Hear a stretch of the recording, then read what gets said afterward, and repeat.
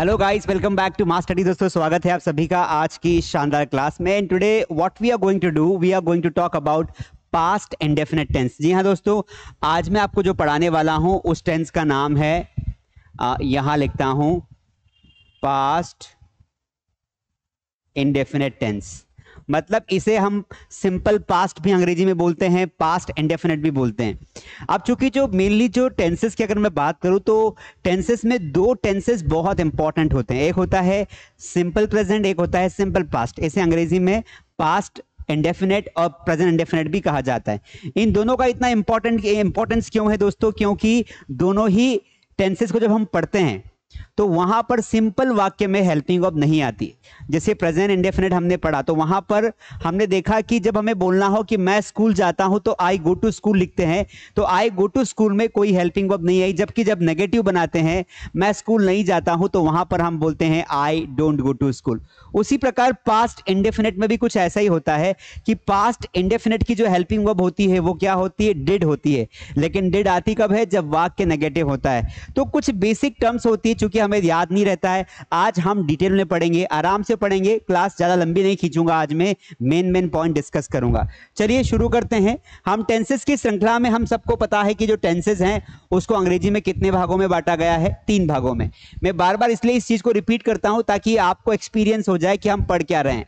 तो पहला टेंस हमारा प्रेजेंट था जो हमने कंप्लीट कर लिया है। दूसरा हमारा पास्ट टेंस है जो हम आज स्टार्ट करेंगे।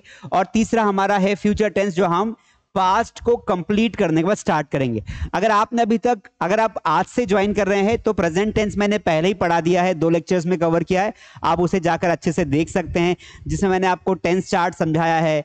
टेंस चार्ट के बाद प्रेजेंट इंडेफिनिट पढ़ाया है, प्रेजेंट कॉन्टिन्यूअस, प्रेजेंट परफेक्ट और प्रेजेंट पीसी, जिसे परफेक्ट कॉन्टिन्यूअस भी कहा जाता है, वो भी मैंने अच्छे से आपको समझा दिया है। अब आज जो हम पढ़ने वाले हैं, आज हम पढ़ने वाले हैं पास्ट में। पास्ट का पहला पार्ट हम लेंगे इंडेफिनिट, क्योंकि काफी कंफ्यूजिंग है, इसलिए डिटेल में पढ़ेंगे, आपको बहुत मजा आएगा, लास्ट तक बने रहिए। देखिए यहां पर आ जाता है पास्ट टेंस।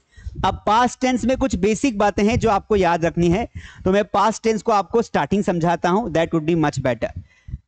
पास्ट का पहला टेंस कौन सा होता है? तो सब एक साथ बोलेंगे इंडेफिनिट। कौन सा होता है? इंडेफिनिट। यहां तक समझ में आ गए? चूंकि ग्रामर पढ़ रहे हैं इसलिए हिंदी में कोई गया या ई ए लास्ट में आता है, इसको मैटर नहीं करता है। हम सीधा इसको पहचानेंगे इसके स्ट्रक्चर से। इसकी जो हेल्पिंग वर्ब है वो क्या है? हेल्पिंग वर्ब है इसकी डिड। और डिड का इस्तेमाल हमें दोनों ही प्रकार के सब्जेक्ट के साथ करना होता है। सब्जेक्ट कितने प्रकार के होते हैं आप सबको पता है, बार बार बोलता हूं, 2 प्रकार के। सिंगुलर सब्जेक्ट्स क्या क्या होते हैं? ही होता है, शी होता है, इट होता है, या फिर कोई क्या आ जाता है? नाम आ जाता है। इनको क्या कहा जाता है अंग्रेजी में? इनको कहा जाता है सिंगुलर सब्जेक्ट। प्लूरल सब्जेक्ट क्या क्या होता है? तो प्लूरल में हम लिखते हैं आई, वी, दे और यू। ये इन्हें हम क्या बोलते हैं अंग्रेजी में? प्लूरल सब्जेक्ट बोलते हैं। एक बात ध्यान रखनी है, जब भी किसी टॉपिक में एक ही हेल्पिंग वर्ब होगी, अब जब एक हेल्पिंग वर्ब होगी तो सभी के साथ हम क्या करेंगे दोस्तों? एक ही हेल्पिंग वर्ब का इस्तेमाल करेंगे। तो यहां पर यह कंफ्यूजन नहीं है कि मैं इसके साथ क्या लगाऊं, आर के साथ क्या लगाऊं। सभी प्रकार के सब्जेक्ट के साथ आपको डिड लगाना है, लेकिन कब लगाना है? जब वाक्य नेगेटिव होगा। इसमें पता है क्या होता है?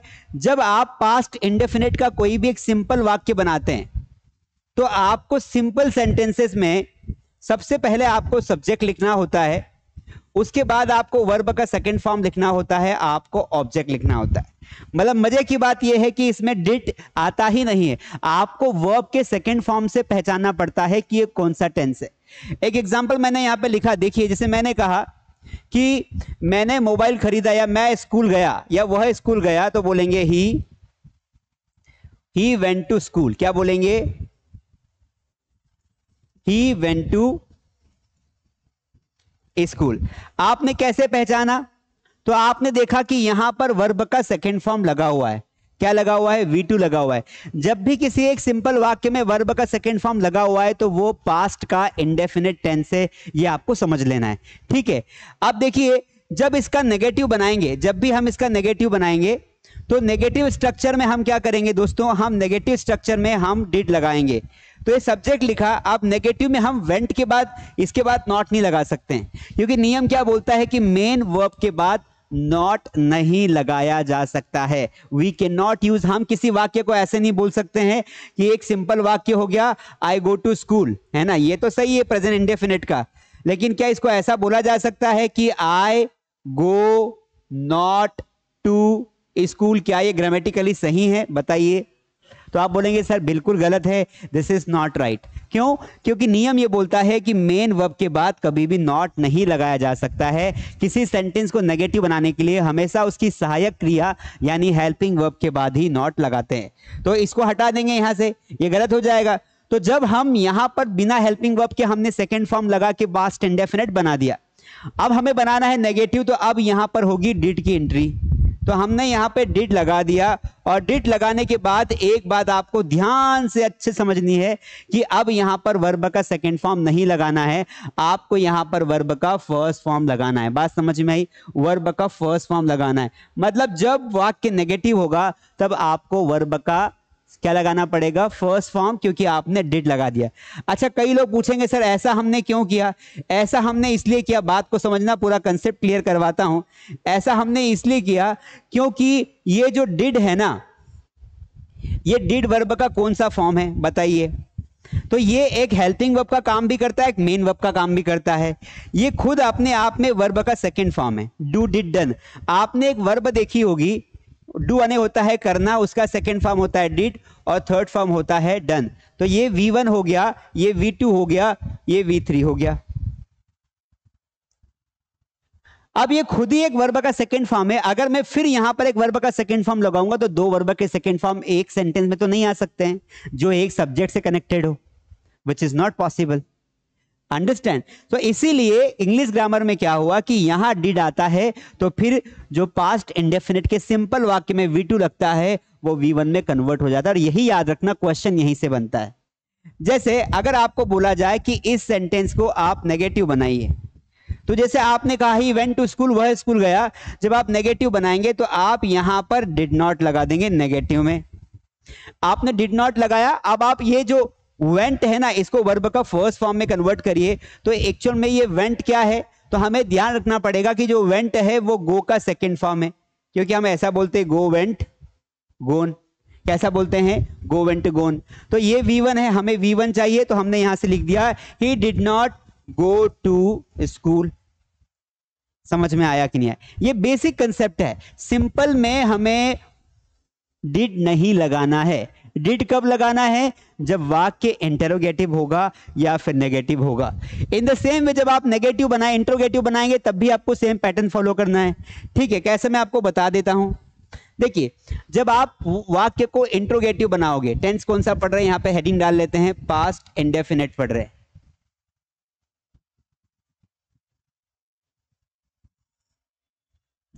पास्ट इंडेफिनिट पढ़ रहे हैं। अब जब आप इंट्रोगेटिव बनाओगे यहां पर, तो उसमें भी आपको हेल्पिंग वर्ब को लगना है। डिड आगे कर दीजिए, आप सब्जेक्ट को पीछे कर दीजिए, फिर वर्ब की फर्स्ट फॉर्म देन ऑब्जेक्ट। उसी प्रकार जब आप इंटरोगेटिव नेगेटिव बनाओगे तो आपको डिड को आगे कर देना है, सब्जेक्ट पीछे, फिर यहां पे नॉट लगा देना है, वर्ब की फर्स्ट फॉर्म देन ऑब्जेक्ट। अगर आप कोई WH वर्ड बनाते हो, कोई भी ऐसा एग्जाम में क्वेश्चन आ जाएगा, क्वेश्चन कैसे आएगा वो आपको बताऊंगा। WH वर्ड को आगे रखना, फिर डिड लगाना, फिर सब्जेक्ट लगा देना, देन वर्ब की फर्स्ट फॉर्म देन ऑब्जेक्ट। ये एक पैटर्न है, it is only for understanding. ये स्ट्रक्चर आपके दिमाग को समझाता है कि आपको सेंटेंस को कैसे अकॉर्डिंग टू रूल बदलना होता है। मान लेते हैं कि एक सेंटेंस आया हमारे पास, आ गया एग्जाम में कि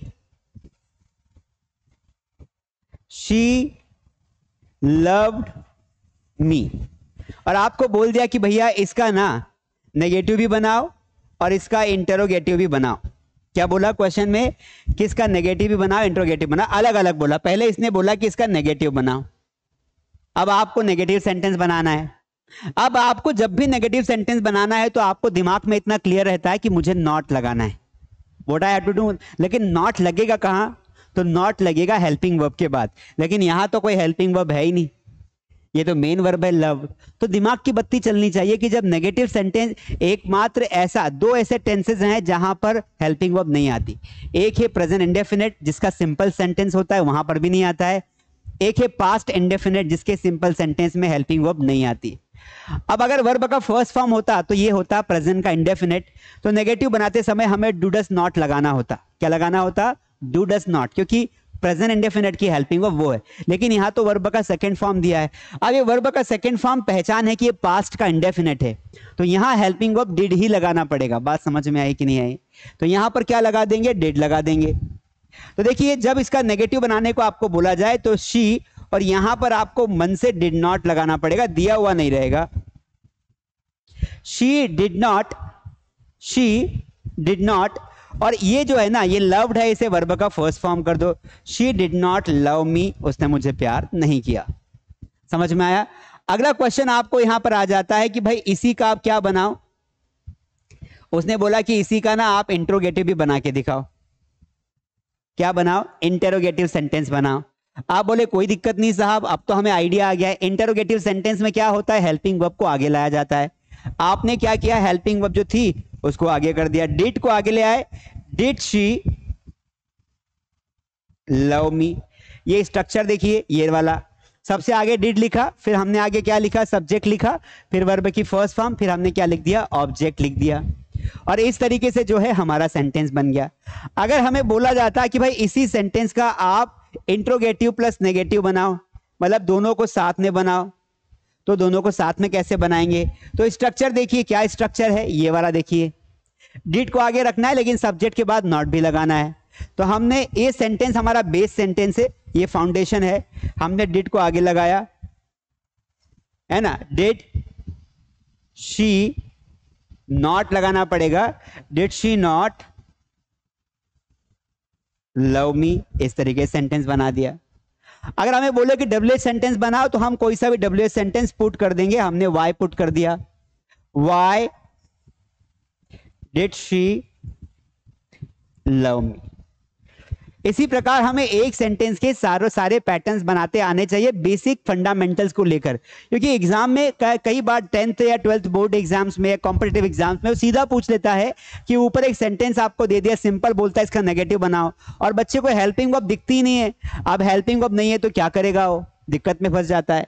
इसीलिए चलिए एक बार थोड़ी सी और प्रैक्टिस करते फिर आगे बढ़ेंगे। इसमें बहुत सारे नियम है। अभी हमारे पास मान लेते एक सेंटेंस आ गया, they played cricket, they played cricket,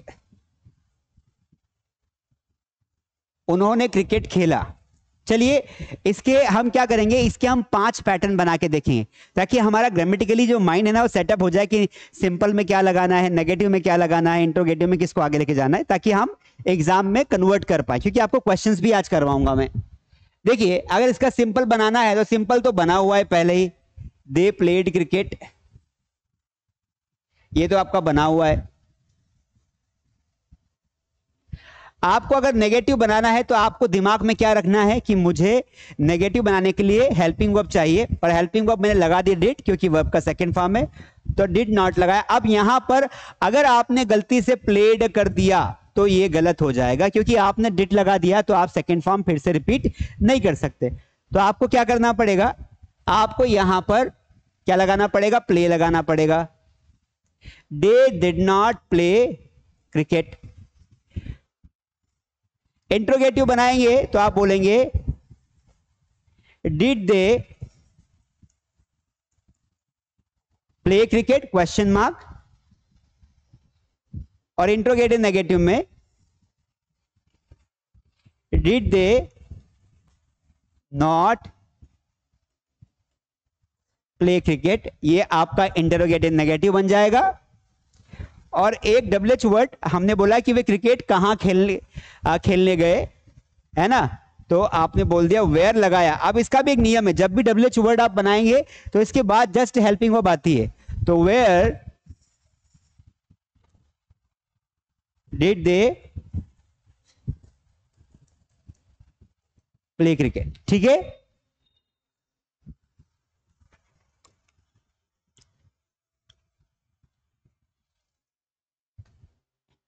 चलिए,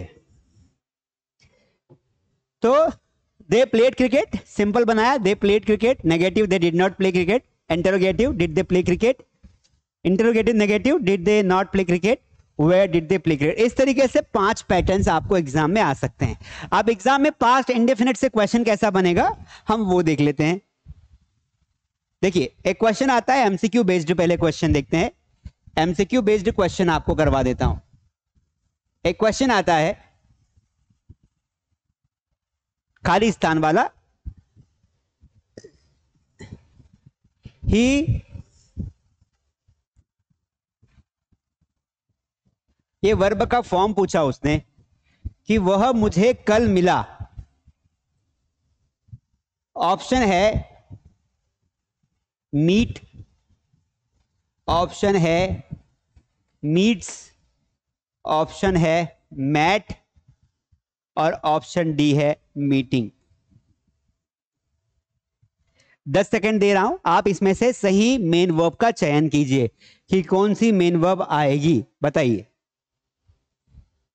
विच मेन वर्ब विल कम, सोचो, विच मेन वर्ब विल कम।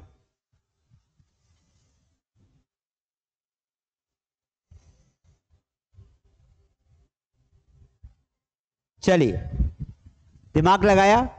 अब देखिए, बड़ा ही कंफ्यूजिंग सा क्वेश्चन है ना, अजीब लग रहा होगा। देखो, हमें इसमें ना एक हिंट मिली है। क्या हिंट मिली है? यस्टरडे। क्योंकि अगर ये यस्टरडे नहीं होता तो फिर ये वाला आंसर सही हो जाता। ही मीट्स मी, वह मुझे मिलता है। सब्जेक्ट सिंगुलर है तो वर्ब भी क्या आ जाएगी? सिंगुलर। लेकिन यहां पर ये यस्टरडे आ गया। ये यस्टरडे मतलब ये पास्ट का सेंटेंस है। वह मुझे मिला, वह मुझे कब मिला? वह मुझे कल मिला। सेंटेंस क्या बनेगा?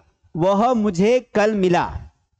अब कल मिला तो वर्ब का फर्स्ट फॉर्म तो आ ही नहीं सकता है, क्योंकि प्रेजेंट का तो टेंस ही नहीं है। प्रेजेंट इंडेफिनेट का भी नहीं है, क्यों? क्योंकि यस्टरडे है। और आईएनजी फॉर्म अगर आता तो यहां पर कोई ना कोई आईएनजी फॉर्म की हेल्पिंग वर्ब दे रखी होती, तो यहां पर आ जाएगा मेट। तो आंसर क्या बनेगा? He met me yesterday. Answer क्या आया? ही मेट मी यस्टरडे, वह मुझे कल मिला। ऐसे ऑप्शंस बाहर करते हैं। चलिए, एक काम करते हैं, एक और क्वेश्चन आपको देता हूं, कुछ क्वेश्चंस की प्रैक्टिस करवाता हूं। Question number 2, we did not, हमने फिल्म नहीं देखी। इसमें आपको करेक्ट वर्ब लगानी है। Answer A watched, answer B watching, answer C watch, answer D watches. चलिए, वॉचेस लिखा है लास्ट में, बताइए which is the right answer?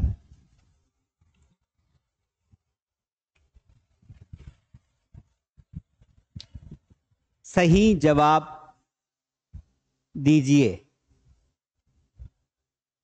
सही जवाब दीजिए। Come on guys, I am giving you 10 seconds, क्योंकि देखो ब्रेन की प्रैक्टिस ऐसे ही होगी। सारे नियम आपको बता दिए हैं, उसके बाद आपको याद आना चाहिए कि मुझे कौन सी मेन वर्ब लगानी है।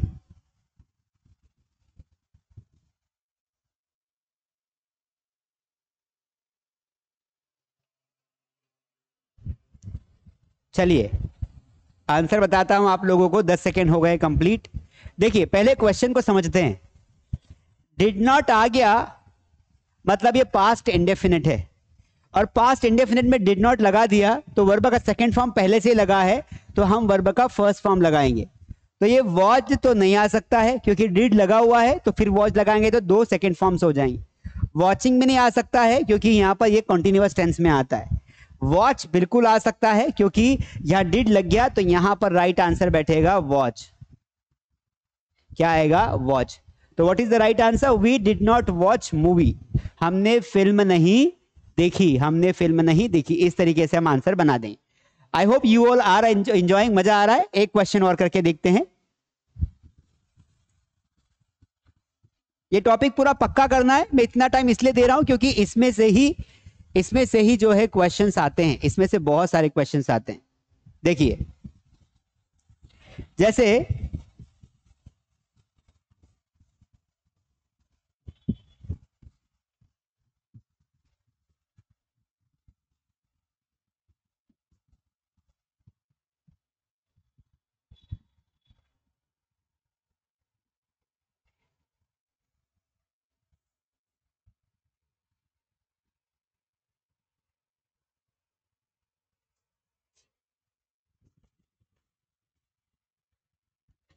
ही not come here last Monday, वह पिछले मंडे यहां नहीं आया। एंड द ऑप्शंस आर, पहला ऑप्शन है डू नॉट कम, दूसरा ऑप्शन डज नॉट कम, तीसरा ऑप्शन डिड नॉट कम और चौथा ऑप्शन इज नॉट कम। चलिए बताइए विच आंसर इज करेक्ट, कौन सा आंसर सही है बताइए। सोचो सोचो सोचो। विच हेल्पिंग वर्ब विल कम। क्योंकि वैसे तो मैं पास्ट इंडेफिनिट पढ़ा रहा हूं तो आप बोलेंगे सर डिड ही आना चाहिए, पर एग्जाम में आ गया क्योंकि वहां तो सारे टॉपिक एक साथ आ जाएंगे ना। कौन सा आंसर लगाओगे, चलो समझते हैं। बहुत आसान है, बहुत सिंपल है। देखो ही के साथ कौन कौन से हेल्पिंग वर्ब आ सकती है, तो ही के साथ डू तो नहीं आ सकती है, बाकी डज भी आ सकता है, डिड भी आ सकता है, इज भी आ सकता है, तीनों आते हैं। अगर सेंटेंस कॉन्टिन्यूअस का है तो इज आ सकता है, अगर सेंटेंस प्रेजेंट इंडेफिनिट का है तो डज आ सकता है, अगर सेंटेंस पास्ट इंडेफिनिट का है तो डिड आ सकता है। पता कैसे चलेगा, तो हमें देखना पड़ेगा मेन वर्ब। अगर इज आता तो वर्ब की आईएनजी फॉर्म आती, कमिंग आता, ही इज नॉट कमिंग, तो ये ऑप्शन भी बाहर हो गया। अब बचा क्या, डिड और डज। अब कौन सा लगाए, डज भी आ सकता है, डिड भी, लेकिन यहां पर एक हिंट दिया हुआ है लास्ट मंडे, मतलब पिछले मंडे, कि वह पिछले मंडे नहीं आया था। यहां पर मतलब बात हो रही है पास्ट की, तो पास्ट की हिंट दे दी है, इसलिए डिड ही आएगा, डज नहीं आ सकता। अगर ये सेंटेंस यहीं तक होता तो फिर डज आ जाता, he does not come here, लेकिन हिंट दे रखी है कि पिछले मंडे यहां नहीं आया, that is why did will come. तो आंसर होगा ही did not come here last Monday, वह पिछले मंडे यहां पर नहीं आया। समझ में आया कि नहीं आया। ये 3 पैटर्न के क्वेश्चन मेरे हिसाब से आ सकते हैं, आपको अच्छे से प्रैक्टिस कर लेने चाहिए। चलिए एक और प्रैक्टिस का, आप कभी कभी जो क्वेश्चन पूछता है ना, वो पूछता है चेंज करने वाला। वो आपको एक सेंटेंस देगा, बोलेगा इसको नेगेटिव बनाओ, इसको इंट्रोगेटिव बनाओ, या बना के 4 ऑप्शन दे देगा। चलिए देखते हैं। तो मैं कुछ क्वेश्चंस आपको दे रहा हूं, है ना। इसको अंग्रेजी में कहते हैं डू एज डायरेक्टेड। क्या बोला जाता है अंग्रेजी में, डू एज डायरेक्टेड। सबसे ज्यादा जो क्वेश्चन पूछा जाता है वो ये पूछा जाता है, ही डिड दिस, और इसको आपको बोला गया है कि इसका नेगेटिव बनाओ। इसका क्या बनाओ, नेगेटिव सेंटेंस बनाओ। चलिए एक क्वेश्चन यहां पर आपको देता हूं, दूसरा,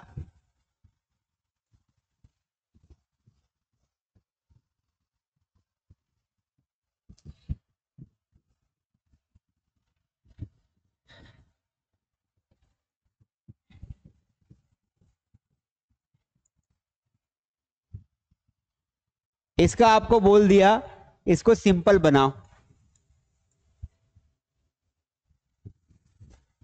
तीसरा,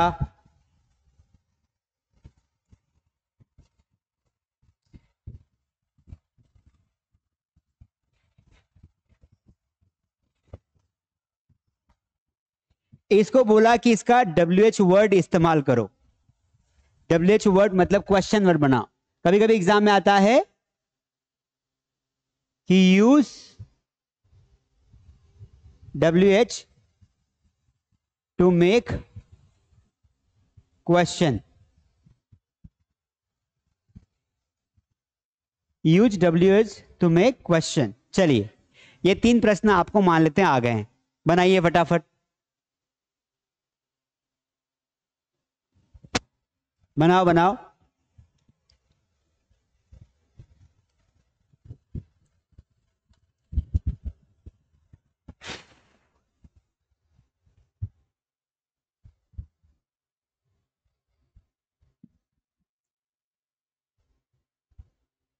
बनाया?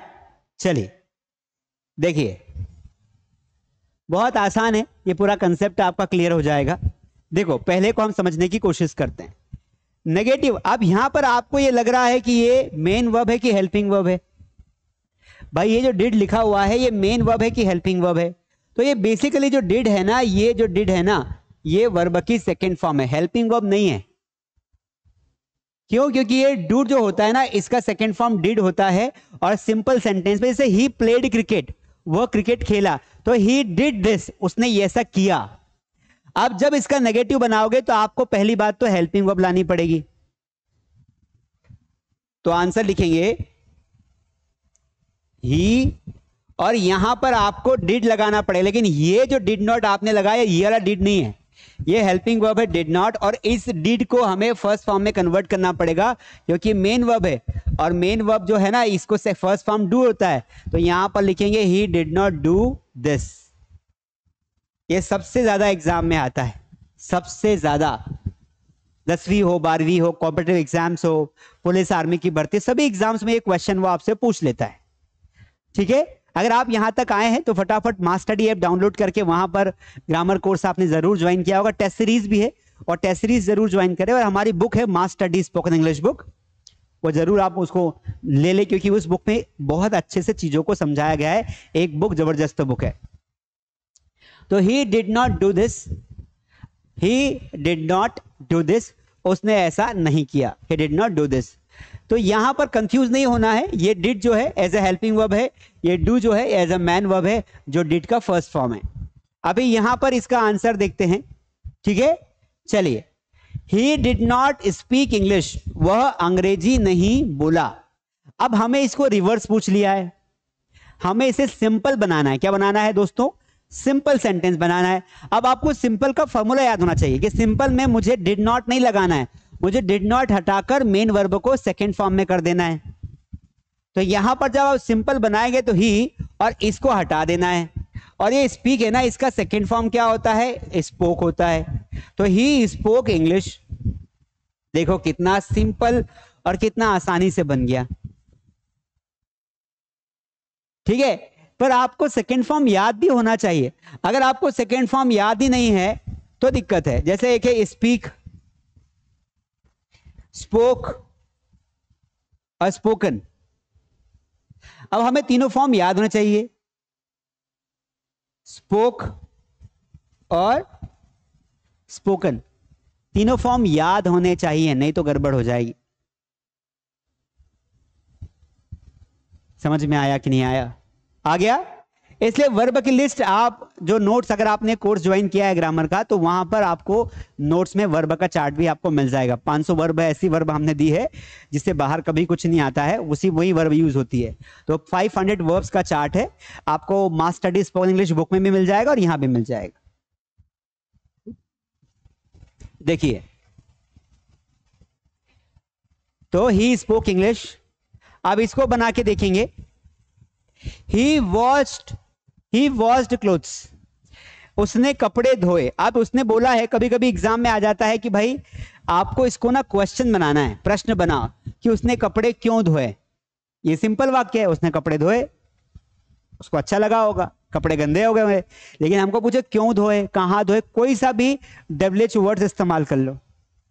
तो आपने मान लो वाई इस्तेमाल किया या आपने व्हेन इस्तेमाल किया, उसने कपड़े कब धोए, व्हेन लगा देते हैं। अब जब भी आप WH वर्ड लगाओगे तो आपको जस्ट उसके बाद आपको हेल्पिंग वर्ब लगानी है जो टेंस की होती है। व्हेन डिड ही, फिर आपको सब्जेक्ट लगाना है, फिर वर्ब को फर्स्ट फॉर्म लगानी। When did he wash clothes, उसने कपड़े कब धोए, and in the end you have to write question mark. समझ में आया कि नहीं आया? When did he wash clothes, उसने कपड़े कब धोए। इस तरीके से मेरे हिसाब से मैंने दोनों पैटर्न के क्वेश्चंस आपको करवा दिए हैं। आई डेफिनेटली होप कि आपको बहुत अच्छे से समझ में आ गए होंगे कि किस तरीके से क्वेश्चन के आंसर्स हमें देने हैं। समझ में आ रहा है? गेटिंग माई पॉइंट और नॉट? बहुत आसान है। ठीक है, तो इस तरीके से मैंने आपको पहला पैटर्न बताया कि एमसीक्यू में ऐसे क्वेश्चंस आ सकते हैं, दूसरा पैटर्न ऐसे क्वेश्चंस भी आ सकते हैं। एक टेस्ट अवेलेबल करवाया हमने मास स्टडी ऐप पर, हमारे ऐप पर जाएंगे तो वहां पर इस लेक्चर का टेस्ट भी है, उस टेस्ट को देखकर आप सारे क्वेश्चंस को अटेम्प्ट कर सकते हैं, ताकि आप 50 क्वेश्चन करने के बाद आप श्योर कंप्लीट श्योर हो जाएं कि हाँ मुझे अब अच्छे से कोई भी क्वेश्चन का जवाब मैं दे सकता हूं। ठीक है, चलिए अब आ जाते हैं मुद्दे की बात पर कि पास्ट इंडेफिनेट के यूज कहां कहां किन किन सिचुएशन में होते। कौन सा टॉपिक हम पढ़ रहे हैं? पास्ट इंडेफिनेट टेंस पढ़ रहे हैं। क्या पढ़ रहे हैं? पास्ट इंडेफिनेट टेंस हम लोग पढ़ रहे हैं। तो पास्ट इंडेफिनेट में आपको मुझे बताना है, क्या बताना है कि किन किन सिचुएशन में हम इस्तेमाल करते हैं पास्ट इंडेफिनेट का। चूंकि ग्रामर की क्लास है इसलिए ग्रामर के दृष्टिकोण से हम इसे देखेंगे। देखो, ऐसा कार्य जो पास्ट में समाप्त हो गया हो, भाई कोई भी कार्य जो आपने पास्ट में किया हो और उसमें हिंट लिखी हो, समय दिया हो पास्ट का, क्योंकि पास्ट की पहचान क्या है? समय तो पहचान है ना। कोई चीज प्रेजेंट की नहीं है, पास्ट की है, कैसे पहचानेंगे? There is only way which is the time. तो he lost his book yesterday, उसकी कल बुक घूम गई, वर्ब का सेकेंड फॉर्म लगा दिया, यस्टरडे लगा दिया, हिंट मिल गई, सेंटेंस को आइडेंटिफाई कर लिया कि पास्ट इंडेफिनेट है। तो he lost his book yesterday. Pandit Nehru died in 1964। देखो यहां पर डेड दिया हुआ है ना। Pandit Nehru died in 1964। पंडित नेहरू की जो डेथ हो गई थी वो 1964 में हो गई, डेड तारीख दी हुई है। पास्ट की आदत, हैबिट को बतलाने के लिए यहां पर हम, जैसे हमने देखा ना कि प्रेजेंट इंडेफिनिट की इस्तेमाल कहां करते हैं? When we talk about the present habit. मैं रोज सुबह 10 बजे उठता हूं, मैं ऐसा खाना खाता हूं, मैं ऐसा, तो कभी कभी हम पास्ट का रूटीन बताते हैं। भाई आपको मैं बोलूं कि अपना कल का रूटीन बताओ, तो आप बोलोगे मैं सुबह 6 बजे उठा, फिर मैं वॉकिंग पे गया, फिर मैंने चाय पी, फिर मैं नहाया। तो आप सभी जगह वर्ब की सेकेंड फॉर्म का इस्तेमाल करोगे। तो ये क्या है? अल्टीमेटली ये वर्ब का सेकेंड फॉर्म लगाकर आपने क्या बताया? पास्ट इंडेफिनिट बताया। जैसे ही ऑलवेज केम टू सी मी, वह हमेशा मुझे देखने के लिए आता रहा या आता था। He studied many hours every day, वो कई घंटों तक पढ़ता था, रोज कई घंटों तक पढ़ता था। He studied many hours. Ultimately verb का सेकेंड फॉर्म आपको दिख जाएगा, समझ जाना कि ये पास्ट इंडेफिनिट है और ये आदत बता रहा है। अगला देखिए, देखो कैसे पहचानते हैं। तो सबसे बेस्ट तरीका है, इन वर्ड्स को आप समझ लो कि जब किसी सेंटेंस में yesterday, last night, last week, last month, last year, ago आदि आ जाए तो वो सिंपल पास्ट टेंस का ही प्रयोग वहां पर होता है। या इसको ऐसे समझो कि इनके साथ जो भी वाक्य आएगा वो हमेशा सिंपल पास्ट टेंस होगा। Ram came yesterday here, Ram कल यहां आया था। यस्टरडे लगने से समझ में आ गया कि ये यस्टरडे शब्द आया, ये देखो यहां लिखा हुआ है यस्टरडे, तो ये पास्ट इंडेफिनिट है। क्योंकि ऐसा हम क्यों सोच रहे हैं? देखो हमें जब सेंटेंस को पहचानते आ जाएगा तो हम नेगेटिव बनाते समय उसकी हेल्पिंग वर्ब लगा पाएंगे। आपको समझ में आ गया कि यार यस्टरडे लगा हुआ है, तो जब आप इसका नेगेटिव बनाएंगे ना तो आप फटाक से बना देंगे कि Ram did not come here yesterday. फटाक से आपने डिड नॉट क्यों लगाया? क्योंकि आपको हिंट मिल गई कि पास्ट इंडेफिनिट का है और पास्ट इंडेफिनिट की हेल्पिंग वर्ब क्या है? वो डिड है। अगला सेंटेंस देखिए, ही completed his work last night. ही completed his work last night, उसने पिछली नाइट, है ना, पिछली रात को अपना काम कंप्लीट कर लिया। ही कंप्लीटेड हिज वर्क, उसने पिछली रात अपना काम कंप्लीट कर लिया। लास्ट नाइट ये शब्द क्या है? पिछली रात, जो रात बीत गई है। तो ये लास्ट नाइट वर्ड आ जाए, लास्ट वीक आ जाए तो समझ जाना है कि ये पास्ट इंडेफिनिट है। और नेगेटिव इंट्रोगेटिव बनाने के लिए आपको क्या यूज करना है दोस्तों? डिड नॉट लगाना है। आगे आ जाते हैं, यहां देखिए, वर्तमान के अनफुलफिल्ड विश, कंडीशंस, डिजायर आदि को व्यक्त करने के लिए आई विश, इफ, एज दो के बाद सिंपल पास्ट टेंस आता है। कभी कभी ना ये जो सिंपल पास्ट होता है ये हमेशा ऐसा ही नहीं होता है वर्ब के सेकंड फॉर्म के साथ, बी वर्ब के फॉर्म में भी इसको यूज कर सकते हैं। जैसे आई वॉज लेट, तो इसे भी हम क्या मानेंगे? सिंपल पास्ट मानेंगे। तो कभी कभी हमारी इच्छाएं होती ना जो अनकंप्लीट डिजायर्ड होती, जैसे मैंने कहा कि आई विश, काश I were the PM of India, काश मैं भारत का प्रधानमंत्री होता। अब आप ना रियल में है नहीं, आपकी इच्छा थी जो पूरी नहीं हो पाई, आप सोच रहे कि होते तो, अब तो उम्र निकल गई है ना, 2 रोटी के जुगाड़ में पड़े हुए हो। तो आई वर, आई के साथ तो वाज आता है, यहां देखो नॉर्मली आई के साथ क्या आता है, वाज आता है, लगाया क्या है यहां पर, वर लगाया। क्यों? क्योंकि जब भी कोई कंडीशनल सेंटेंस आता है, इफ से स्टार्ट हो या कोई इच्छा हो, तब हम इस कंडीशन में आई के साथ वर लगाते हैं। यहां देखिए, if I were a bird, काश में पक्षी होता। इसको ऐसे समझो कि विश या डिजायर, मतलब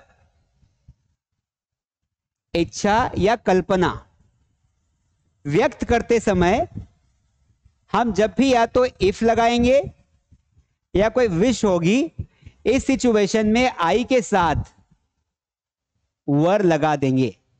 सभी सब्जेक्ट के साथ वर ही आएगा और यहां ऑब्जेक्ट आ जाएगा। आई इसलिए मेंशन किया क्योंकि आई के साथ वॉज आता है और यहां पर वर। अधिकतर आपने बोला अरे यार अगर मैं यहां डॉक्टर होता ना तो सारी व्यवस्थाएं सुधार देता, इस तरीके से। तो इससे आपने बोला कि if I were a doctor, then आपने वाक्य बना दिया कि अगर डॉक्टर होता तो मैं ऐसा करता। तो यहां पर आपने क्या लगा दिया, आई वर लगा दिया। ही भी आ सकता है,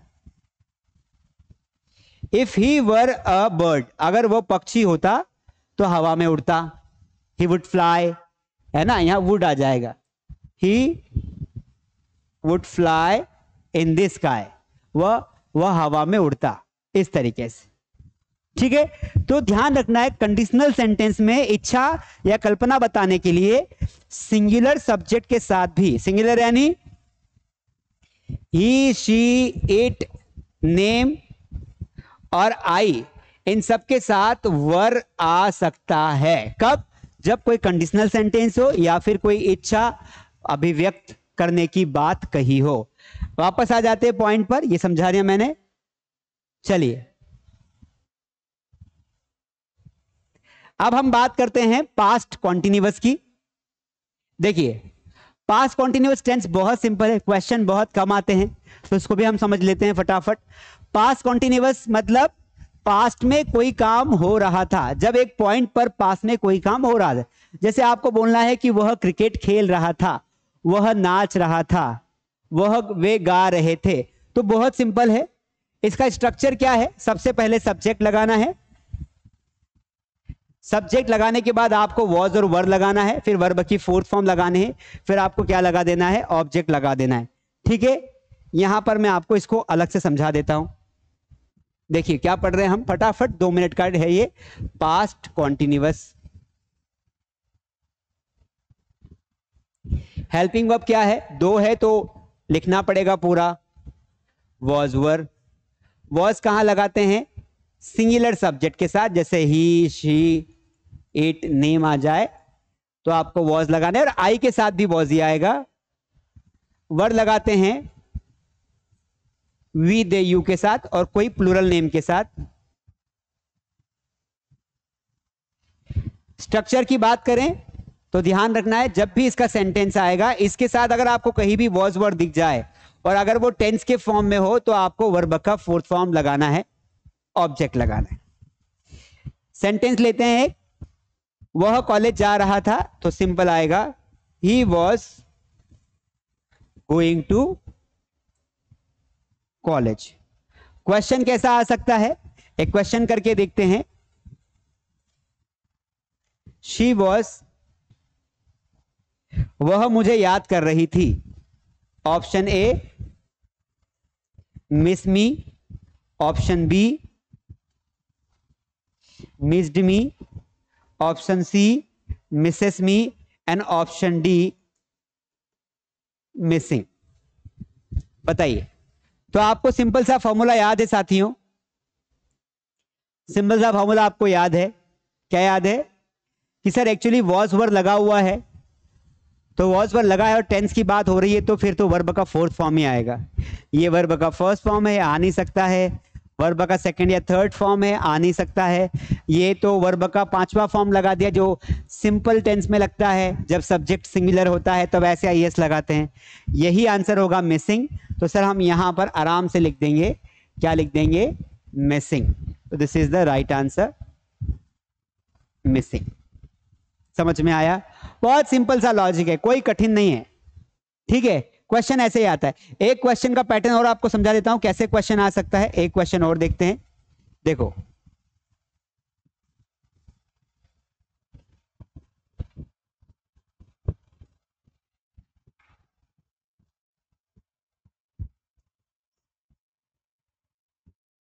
वो मेरे पीछे भाग रहे थे।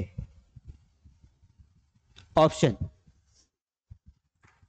दे was running me after me,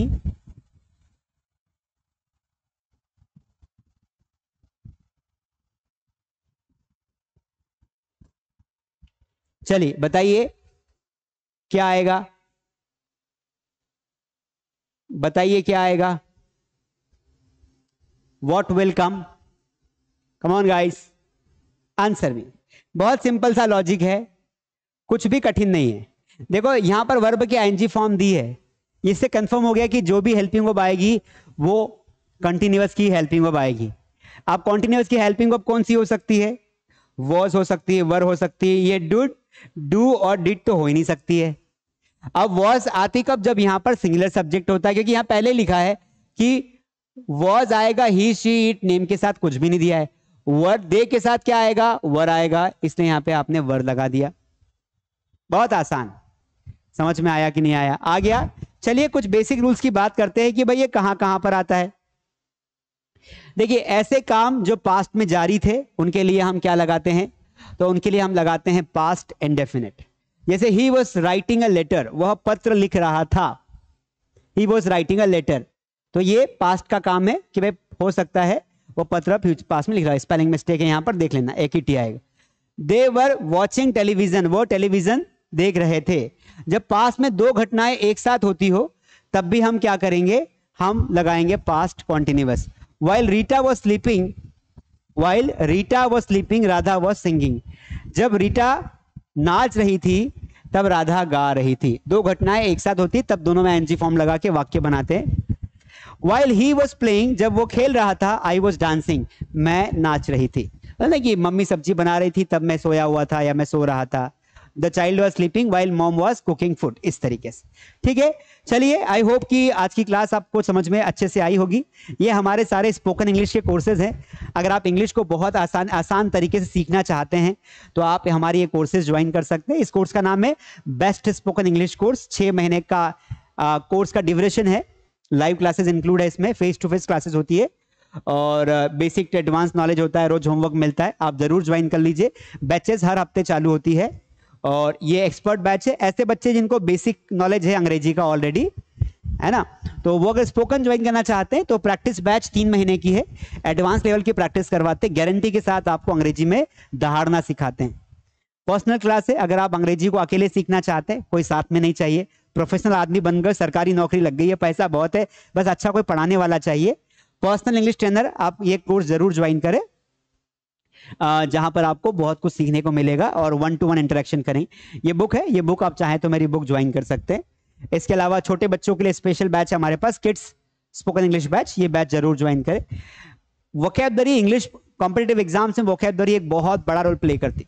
अगर वोकैब अच्छी नहीं है तो बहुत दिक्कत आती, इसलिए वोकैबुलरी के लिए प्राइम वोकैबुलरी बूस्टर कोर्स आप ज्वाइन कर सकते हैं। 2 महीने का बैच होता है जिसमें आपको रूट वर्ड सिखाते हैं, है ना, और प्रैक्टिस शीट्स प्रोवाइड करते हैं, idioms and phrases, one word, सब कुछ सिखाते हैं। सारा आपको पढ़ाते भी, सारे नोट्स आपको प्रोवाइड कर देते हैं, तो ये भी आपको ध्यान रखना है।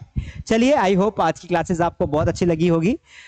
मिलेंगे, नए हैं, सब्सक्राइब करना, लाइक करना, शेयर करना, दोस्तों के साथ शेयर करना इस कोर्स को, ताकि वो किसी एग्जाम्स की तैयारी कर रहे हो, क्योंकि ये कोर्स का नाम है all in one English grammar course. तो जो ग्रामर कोर्स है सभी के लिए, ऑल इन वन का मतलब होता है सबके लिए। ठीक है, तो 10वीं वाला हो, 12वीं वाला हो, कॉलेज वाला हो, मास्टर डिग्री वाला हो, किसी सरकारी एग्जाम्स की तैयारी करने वाला हो, प्राइवेट एग्जाम्स की तैयारी करने वाला हो, ग्रामर की बात आएगी तो ये कोर्स वहां पर एप्लीकेबल होगा। सबके साथ जरूर शेयर करें। Thank you so much.